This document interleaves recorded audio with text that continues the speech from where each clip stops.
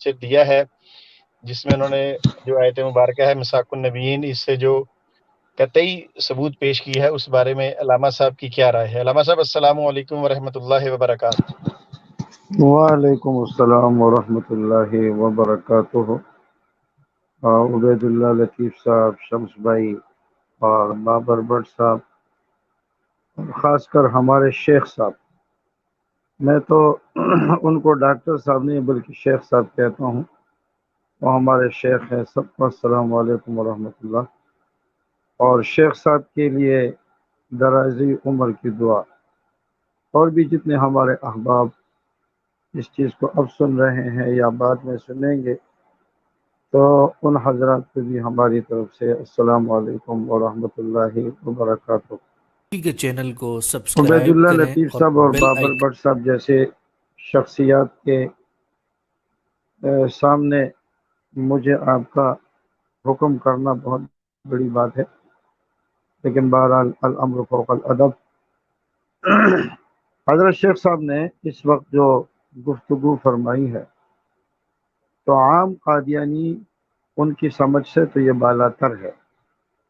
ہم اپنے مسلمان بھائیوں کو یہ بتانا چاہتے ہیں کہ شاہ صاحب اور شیخ صاحب ہمارے یہ بالفعل عالم ہیں۔ بالفعل عالم کا مطلب یہ ہوتا ہے کہ جو اصولوں کی روشنی میں اپنے علم کے زور پر کسی آیت کی تفسیر کریں اور وہ تفسیر اصولوں کے مطابق ہو۔ ماشاءاللہ یہ بہت بڑے فقیہ ہیں، اور یہ صفات بہت کم لوگوں میں پائی جاتی ہے جو عالم ہونے کے ساتھ ساتھ فقہی اصولوں کے مطابق استدلال کر سکے۔ ڈاکٹر صاحب نے آج کچھ اصول اور اصطلاحات کی طرف اشارہ فرمایا ہے کہ اصول فقہ کی اصطلاحات خاص، عام، مشترک، معول، ظاہر، نص، مفسر، محکم، خفی، مشکل، مجمل، متشابہ، صریح، کنایہ، حقیقت، مجاز، اور اس طرح استعارہ کے بحث۔ تو ظاہر ہے کہ جب تک انسان ان چیزوں کو سمجھ نہ سکے تو ان کے لیے قرآن و حدیث کو سمجھنا مشکل ہوگا۔ تو ہمارے شیخ صاحب نے ان کی طرف اشارات فرمائے، میں تھوڑی سی اس کی وضاحت کر دوں شیخ صاحب کی بات کو آگے بڑھاتے ہوئے، تاکہ ہمارے ساتھی اس بات کو سمجھ سکیں۔ دیکھیں، آپ لوگوں نے نوٹ کیا ہوگا، آپ کے سامنے کبھی کوئی شخص بات کرتا ہے اور بار بار کرتا ہے، تو آپ ان سے یہ سوال پوچھتے ہیں کہ جناب آپ کے اس بات کرنے کا مقصد کیا ہے؟ بات تو آپ کو سمجھ آ رہی ہے، لیکن اس بات کے کرنے کا جو مقصد ہے وہ مقصد کیا ہے؟ تو پھر وہ شخص اس بات سے اپنا مقصد بیان کرتا ہے کہ مقصد میرا یہ ہے۔ تو جس مقصد کے لیے بات کی جاتی ہے اس کو نص کہا جاتا ہے، اور اس مقصد سے ہٹ کر جو بات اس سے سمجھ میں آ جاتی ہے اس کو ظاہر کہا جاتا ہے۔ جیسے ہم سے کوئی پوچھے کہ آپ شیخ صاحب کا اتنا احترام کیوں کرتے ہیں، تو ہم اس کے جواب میں کہیں اس لیے کہ وہ ہمارے استاد ہیں، وہ ہمارے شیخ ہیں۔ تو مقصد کیا ہے کہ احترام کرنے کی وجہ بیان کرنا، لیکن ساتھ میں یہ بات بھی آپ کو پتہ چل گئی کہ وہ ہمارے استاد ہیں۔ یا اسی طرح اللہ تعالیٰ نے، کافر یہ سمجھتے تھے کہ سود اور کاروبار ان دونوں کو ملاتے تھے کہ یہ ایک ہی چیز ہے، انما البیع مثل الربا، کاروبار اور سود یہ ایک ہی مثل ہے، ایک ہی چیز ہے۔ تو اللہ نے فرمایا احل اللہ البیع وحرم الربا، آپ کیسے کہتے ہیں کہ یہ ایک ہی چیز ہے؟ اللہ نے کاروبار اور تجارت کو حلال قرار دیا ہے اور سود کو حرام قرار دیا ہے۔ تو اس آیت میں اللہ کے بتانے کا مقصد یہ ہے کہ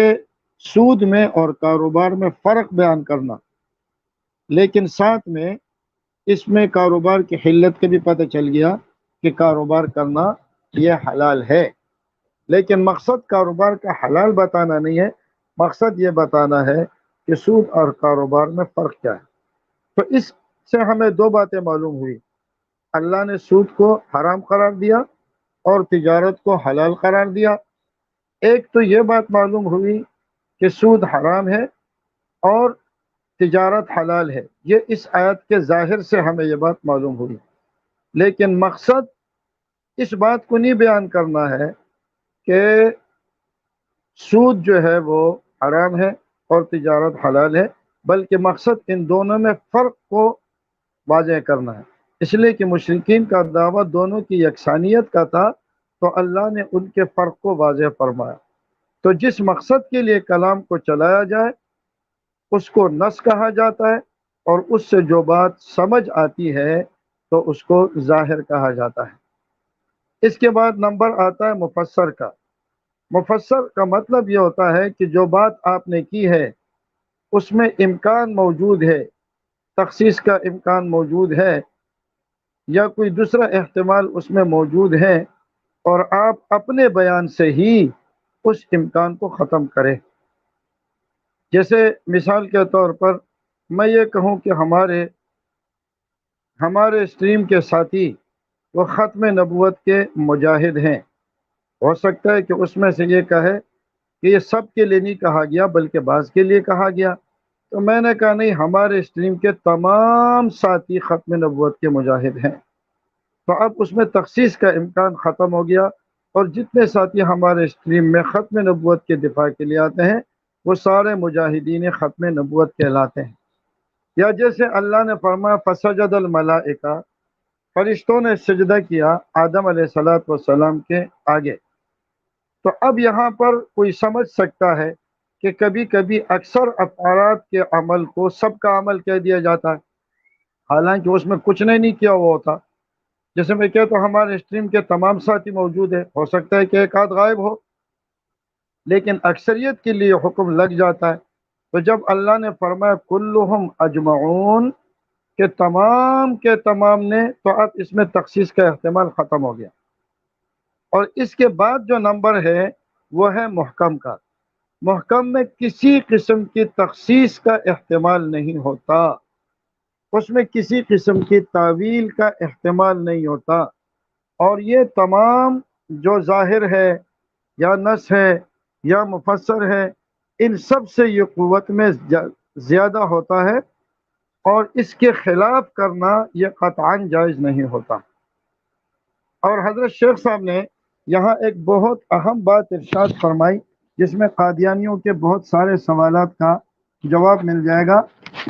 کہ جو محکمات ہوتے ہیں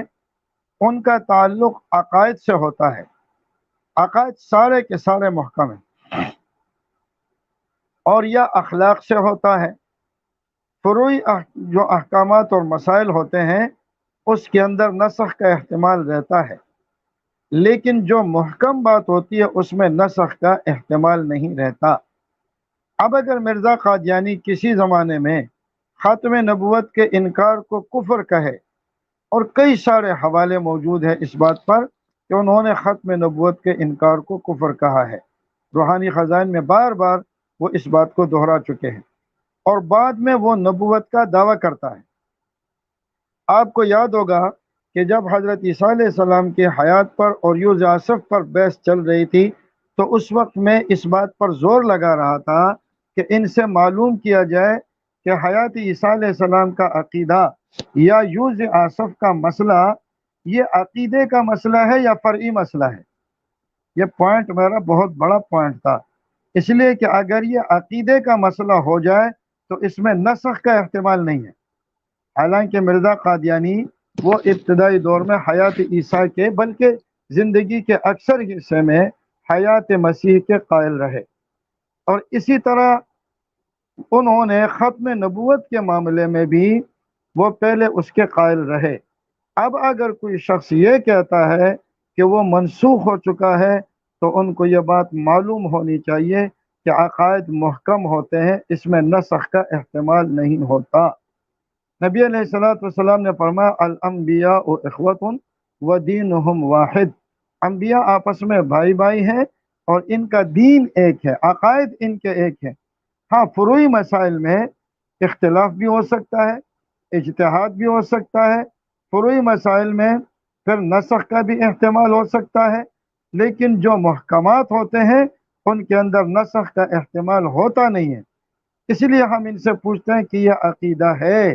جب یہ عقیدہ ہے تو پہلی والی عبارتیں منسوخ تو نہیں ہو سکتی، تو جب منسوخ نہیں ہو سکتی تو مرزا کی جو دوسری عبارتیں ہوں گی وہ لا یعنی کہلائیں گی، اور ان کا عقیدے سے انحراف لازم آئے گا۔ یہاں ایک بات اور بھی آپ کو بتاتا چلوں کہ ایک ہوتا ہے عقیدہ اور ایک ہوتا ہے نظریہ۔ عقیدے اور نظریے میں تھوڑا سا فرق ہے۔ نظریے میں تبدیلی ہو سکتی ہے کہ آپ کا نظریہ پہلے کچھ اور ہو اور بعد میں آپ کا نظریہ بدل جائے، لیکن عقیدے میں تبدیلی ہو ہی نہیں سکتی۔ یہ مرزا قادیانی کے نظریات نہیں ہیں، یہ مرزا قادیانی کے عقائد ہیں۔ تو عقائد کے اندر نسخ کا احتمال نہیں ہو سکتا، یا تو اس کا پہلا والا عقیدہ کفر کا تھا یا بعد والا عقیدہ کفر کا تھا۔ اگر پہلا والا عقیدہ کفر کا تھا تو اس کا مطلب یہ ہے کہ مرزا قادیانی دعوی نبوت سے پہلے آپ کے عقیدے اور نظریے کے مطابق وہ کافر تھا، اور کافر کو اللہ نبوت نہیں دیتے۔ اور اگر پہلا عقیدہ اسلام کا تھا تو دوسرے عقیدے میں پھر آپ کو بھی ہمارے ساتھ ہونا پڑے گا کہ مرزا قادیانی اور قادیانی جماعت اس نظریے اور عقیدے کی وجہ سے کافر بنی ہے۔ پھر اس آیت میں حضرت شیخ صاحب نے جو ارشاد فرمایا، اذ اخذ اللہ میثاق النبیین لما آتیتکم من کتاب و حکمت